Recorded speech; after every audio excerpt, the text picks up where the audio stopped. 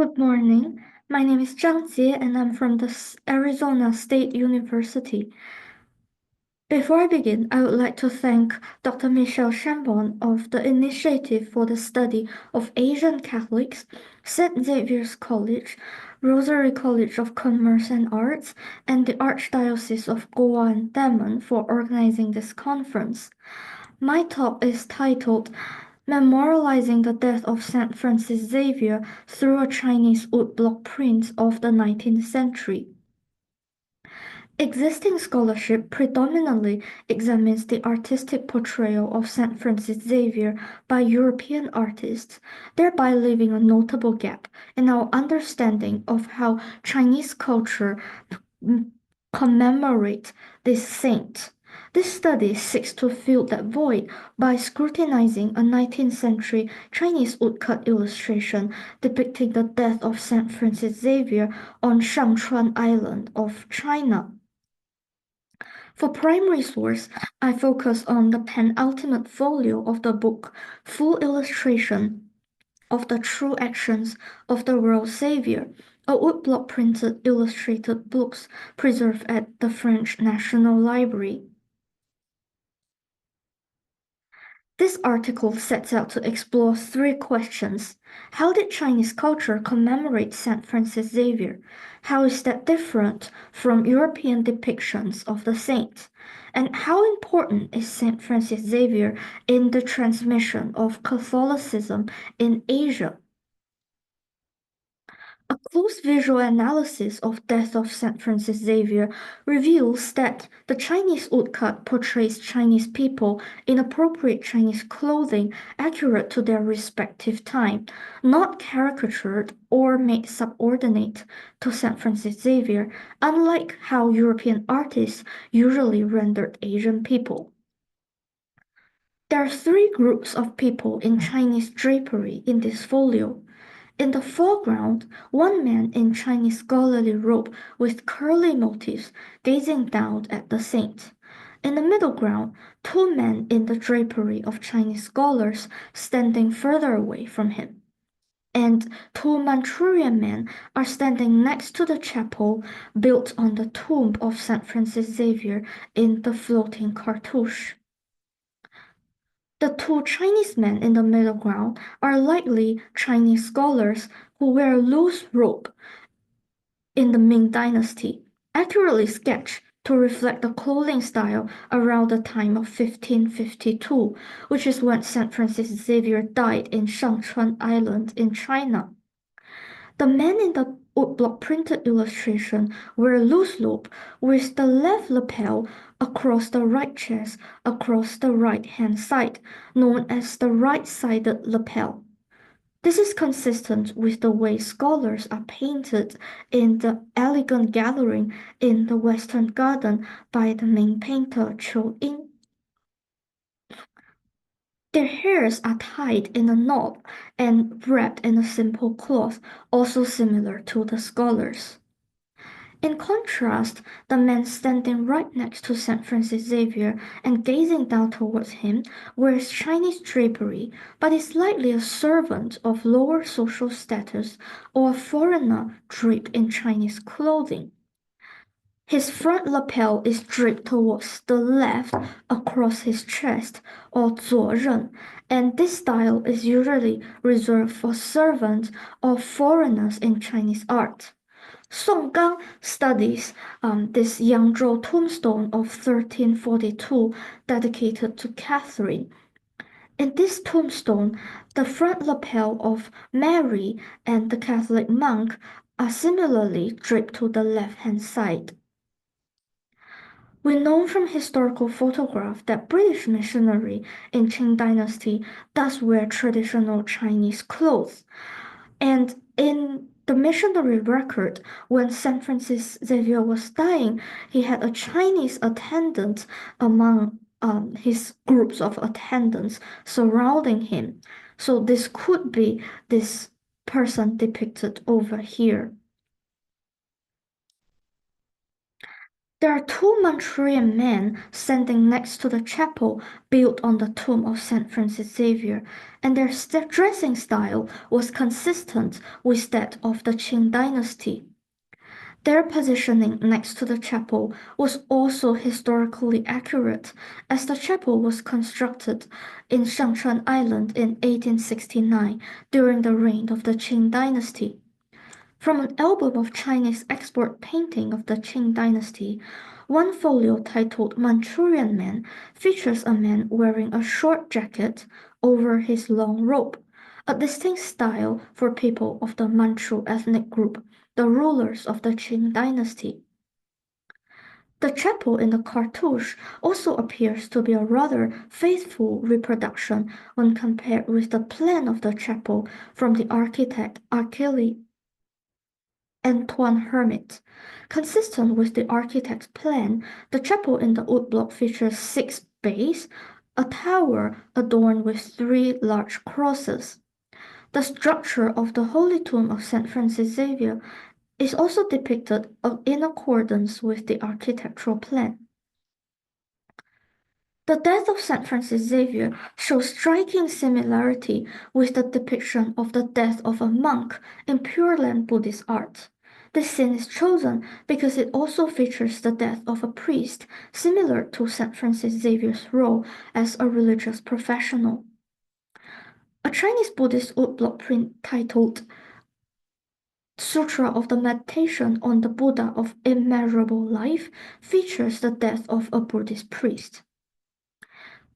We see striking similarity in terms of composition, framing devices, printing technique, and ritual objects. Both prints are divided diagonally into an earthly space and a space of the divine.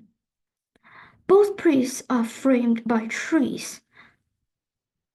Xavier is framed by the palm tree, which signifies paradise in the Bible, and the Buddhist priest is framed by willow and Chinese parasol. There's a thatched hut above them, representing a humble surrounding. Divine light is represented with densely spaced parallel lines, and cloud are both represented with curly lines to give volume. There's divine light coming out from St. Francis Xavier, and 2 lines signifying the transmigration of soul coming out from the Buddhist priest. They're also surrounded by ritual objects of their respective religion. In the Chinese woodcut, light is depicted in densely spaced parallel lines, unlike in European copperplate engraving, where light and cloud is depicted with cross hatching. The cross and staff are typical attributes of the saint.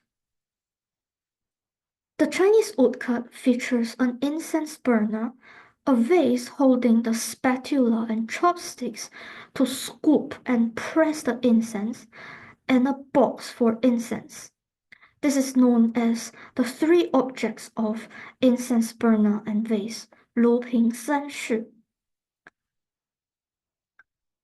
We see these incense burners and vase in a portrait of a bishop of China, Luo Wenzhao.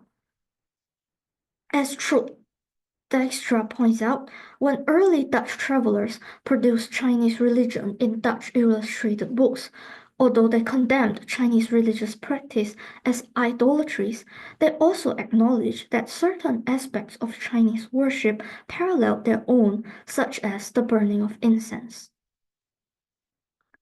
The prevailing narrative in European art depicting St. Francis Xavier often conflates diverse cultures of the Chinese, African, Indian, and indigenous people of the Americas into a singular category of primitive heathens ripe for conversion to Christianity. In these prayer cards, St. Francis Xavier is always standing tall, holding his hand up towards the sky, usually with a crucifix. In contrast, these primitive heathens are always depicted kneeling down or prostrating towards the saint, or on a lower plane, visually made subordinate to the missionary. In the small prayer cards, Saint Francis Xavier is depicting as preaching to Chinese, African, Indian, and indigenous people of the America all at once. Historically, it was unlikely that the saint would have preached to such an assembly of people from different continents and countries all at the same time and place. In contrast to the sensitive treatment of Chinese drapery to differentiate people of the Qing and Ming dynasties, this prayer card showed the phenomenon of tupinambization, referring to the use of the feathered crown to of the Brazilian Tupinamba to represent diverse communities of indigenous people of the Americas, and by extension, all newly discovered people by the European, including those from Africa and India. One of the earliest examples of the Brazilian Tupinamba comes from this broadsheet. It depicts Brazilian men wearing feathered crown and feathered collar, and a similar depiction can be seen in this prayer card. The concept of such worldwide missionary ambition is summarized visually in a Christian missionary board game in the special collection of the Stanford East Asian Library.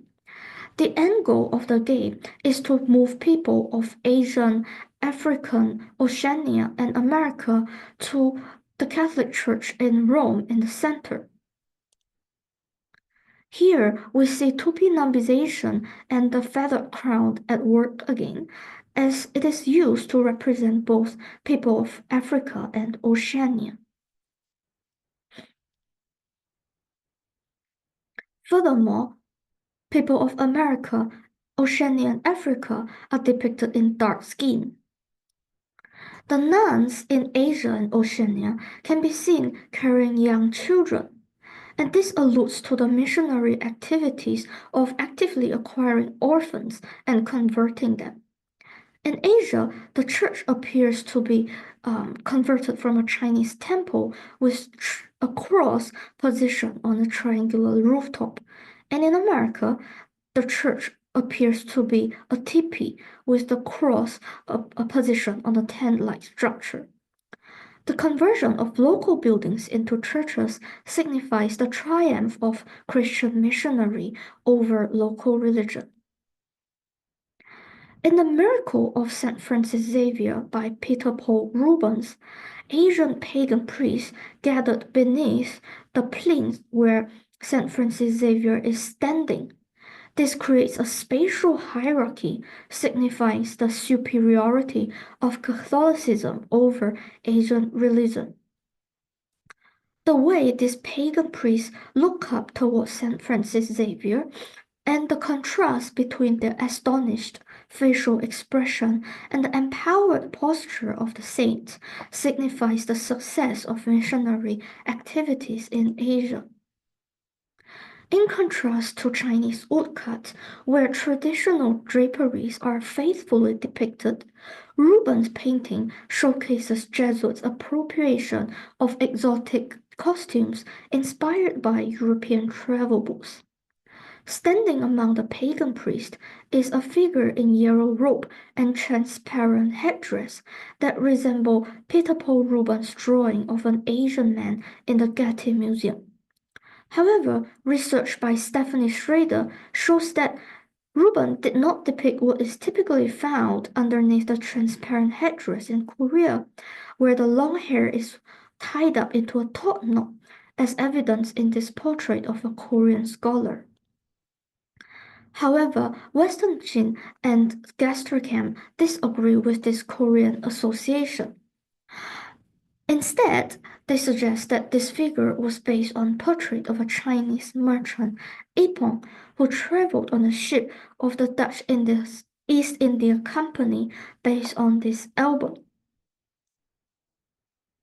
Among the pagan priests stand a priest in light purple robe with red cap.